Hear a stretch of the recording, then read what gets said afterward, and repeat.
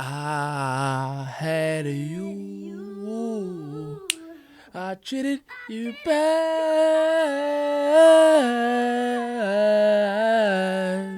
It's wrong right here, and I see you the way.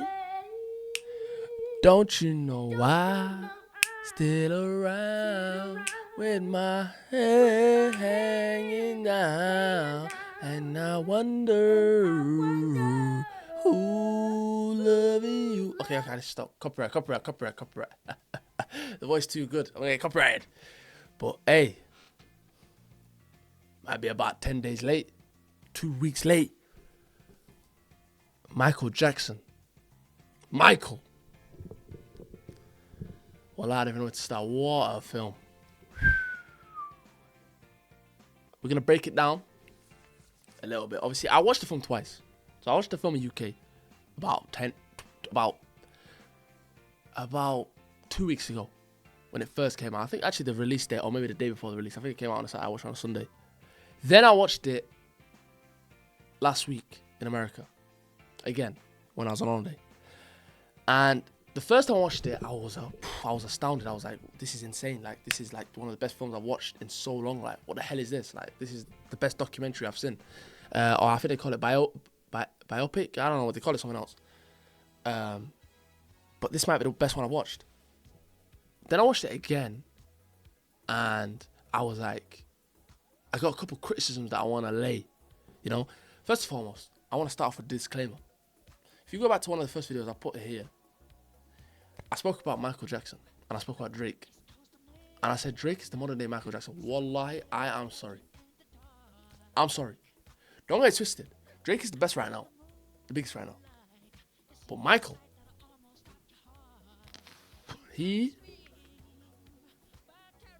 I knew how big he was. I knew he was a sicko. Like, he was the biggest. But I'm young. So the levels, it was different. You know what I'm saying? It wasn't like I wasn't active when my mom was doing the madness, you know, with the shows and the da-da-da. So, but I knew about his impact.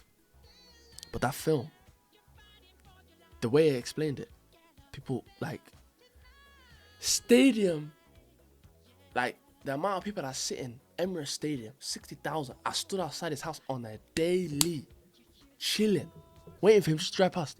And he might never come out. Like, that's aura, that's motion, that's, you know, that's different level stuff. So, but the film, the second time after watching it, the first time I was like, it's a masterpiece. But the second time I watched it, I have some criticism. So the first criticism I've got to say is the length of the film. How long it was. I don't think the film was long enough. I think I'm not a fan of cinemas and films and all that now, to be honest. I'm just a sports fan now, so I don't watch a lot of films. But films in the last 5, 6, 7, 8, 9, 10 years, however long it's been, have been minimum now 2.5 hours, 3 hours. You know, you're getting 3-hour films. And that's maybe what drove me away from films, because I think this is mental. I ain't got the capacity to sit there for 3 hours and watch a film. I can't remember what the hell happened an hour ago. So, but this kind of film needed 3 hours. I felt like it was very rushed. I felt like it jumped from piece to piece to piece. You know, I felt like we went from his childhood and how he was raised with the Jackson 5 and his brothers and his dad, Joseph. And it jumped from that to him as a teenager firing his dad. And then it jumped from that to then going back to, I don't know. It jumped too much, and I think we needed to break down more events. I think what they directed the film, he focused more on, like, the bigger hits, the bigger things that happened in his life. So obviously the Pepsi commercial thing that happened when he burnt his head, his dad, the tour of Jackson 5, the Thriller album. It focused on the main hits when, I don't know how long the film was. I think the film was only an hour and a half. No, it was about an hour 45. So it was very short, but from the film alone, I think you can recognize, like, Michael Jackson is the greatest musician of all time. He's a rock star, the biggest of all time. I don't think there'll ever be another Michael Jackson. I think Michael Jackson might be the most famous person of all time. I don't think there's anyone bigger. And we can mention names like football, like Messi, Ronaldo. Michael Jackson had people in Bangladesh listen to his music. You know what I'm saying? People in Zanzibar rocking to his music and trying to do the moonwalk. And when he busts out a new move, that's it now. And I'm thinking now, if Michael Jackson was still alive in this era of social media, in this era of exposure, he might, I don't know, he might have been on a different planet because now everyone's big, you know, even media artists are massive because of the discography and because of you're in the face 24/7 with the media and advertisements and, you know, big media companies pushing their face. But if Michael Jackson kind of had social media, because he did this in the era where there was no social media, so imagine there was social media. So like I said, I think the film was very rushed.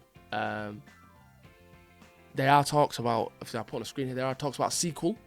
So hopefully that goes into more depth about his older life. But I don't know how they're going to do it because obviously they skipped to, I think 1988 was the last, where he was in London, touring in London. That was the last bit that they left it on. I don't know how you go past that. They're going to go past in the 2000s. They're going to speak about his death. I know they're not going to speak about his allegations, which we don't want to speak about, but they're nonsense. I think we can correctly say they are nonsense and people talking not shite. But where they're going to go past, what's the purpose of a second one? I think the first one should just been 3 hours and just extended everything. So more in his childhood, more in his teenage years, more in the years with his family, more in the years of, because he skipped a lot because he went from his childhood straight to, oh, I want to do my own album, Thriller. Like, bro, what the hell happened in between that? Like, yeah, so I think the main thing you can take away, especially for someone that wasn't really tapped into the whole Michael Jackson stuff, is the impact of his father, Joseph Jackson, and how much of a part he played in his life and the fear he had. So the two things I want to talk about most is Michael Jackson himself and then his dad. His dad, I said this to a lot of people the second time I watched it. His dad is the reason, Joseph Jackson is the reason that there is a Michael Jackson. Not in terms of the birth stuff, in terms of the way he raised him. Okay, we can go back and forth and argue about how, you know, the certain parental methods that he was doing and beating his ass and we can speak about that. But the way he realized the talent that his children, not only his children had, and to expose that and to build on that and say, F school ain't gonna do nothing for you. You've got a talent. We need to. What did he do wrong? Okay, there's certain aspects where he went a bit mad. You know, with the whole beating him up and, you know, I know there's things come out saying that he's beating his mum up and stuff and he was on a mad one. Fez, he was on a mad one. I'm not defending that. However, one thing you have to give him props for, he is the reason that Jackson 5 was a thing and he is the reason Michael Jackson was the biggest of all time. He is. Obviously, Michael Jackson had to push his talent, but without, Michael Jackson would have just gone to school and then he wouldn't have like done what he did. He took him out of school, took him to shows, took him on tour when he was a youth, and made the whole Jackson 5 thing. Without his pops, that's not a thing. So you have to respect his pop for that first and foremost. The methods we can argue about.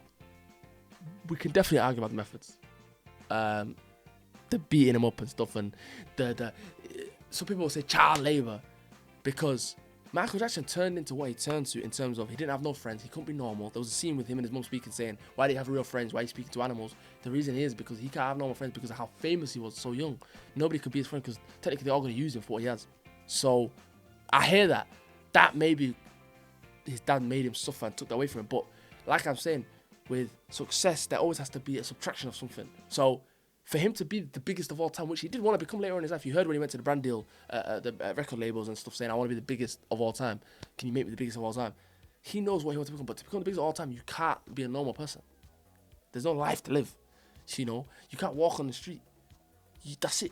The normalcy of life is finished. So I know he said, I want to do this. I want to have Neverland. I want to have a theme park. I want to have friends. I want to go to the shops by myself. You've stripped that away from your life the minute you burn your face. Especially to the level he has to be the biggest of all time. So it's kind of a two-way thing. The downfall of Michael Jackson was purely because he didn't have that childhood. He didn't have a normal life. So he was exposed to a life where he was, you know, doing meetings when he was 8 years old, 9 years old, paparazzi following him, the houses that he had, the money he was making. So I know people are gonna have different opinions, but if you want to be the biggest of all time, it's like Messi. Messi is the best footballer of all time. The biggest footballer of all time. He can't now say, oh, I want to be normal now. I want to just chill. Brother, khalas, you've signed your contract. You've signed a contract with the devil. That's it now. So that's why I hear Joseph Jackson when he says the certain things he's saying. And people can blame him. I know people try to blame him for his death and stuff. Joseph Jackson wasn't in Michael Jackson's life.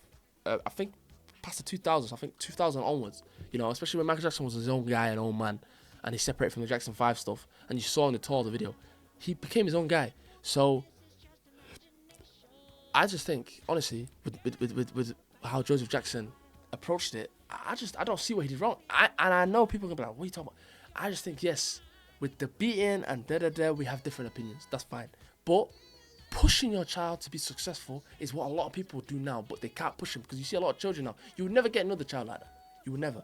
No matter if you have the same father as Joseph Jackson, you will never have another to that level. But majority of it came from his dad pushing him and hounding him every single day and exposing the talent that he had. So fair play to him, you know, and to what he became, you have to brandish the success to his father. You have to. Obviously, Michael Jackson pushed onto it and elevated it, but he's not going to elevate it without that childhood that he had. So let me know in the comments what you guys think in terms of Joseph Jackson, and I think that's the main kind of takeaway I took away from the parental influence that he had. Obviously, his mother was more of the loving one, the more understanding one, but his father was more of the iron fist. Let me know what you guys think. I don't know about part 2. I don't understand what they're going to do on the sequel. Doesn't really make sense to me. How they're going to kind of like brandish it, because you've skipped most of his life. He only lived up until 2009. So realistically, you've got another 20-ish, 25 years left. Like, what else can you talk about? You can talk about the death. You can talk about how he lived with the allegations. You're not really, are you? Because it was PR a lot. It was, oh, Michael's a good guy. And he is, don't get twisted. I thought of Michael Jackson, but let me know in the comments what you guys think. I'm Team Joseph Jackson. I'm Team Joseph Jackson. So let me know. Let me know.